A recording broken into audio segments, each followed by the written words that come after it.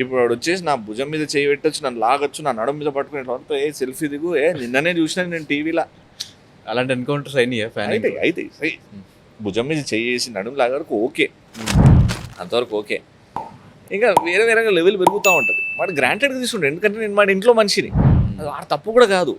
అరే నన్ను ఓన్ చేసుకున్నాడంతా, నేను పర్ఫామ్ చేస్తే నన్ను ఓన్ చేసుకున్నాడంతా, అలా తప్పేం కాదు, వాళ్ళ లవ్ అది అంతే. బట్ ఎక్కడో అరే కొంచెం లైన్ దాటుతున్నారేమో, ఎవడు ఎట్లా ఏం చేస్తాడో తెలియదు కదా. రియాక్ట్ అయితే మందే తప్పు.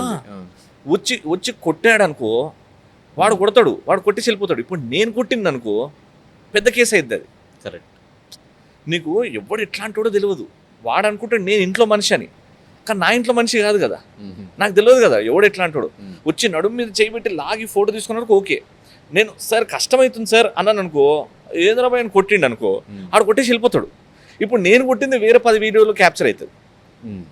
వీడు చేసింది ఎవరికి గుర్తుండదు. యాంకర్ రవి కొట్టాడు అని అది వస్తుంది. సో ఎవరికి అంటే మేము ముళ్ళొచ్చి ఆకు మీద పడ్డా, ఆకు పోయి ముళ్ళు మీద పడ్డా, ఆకే బొక్క.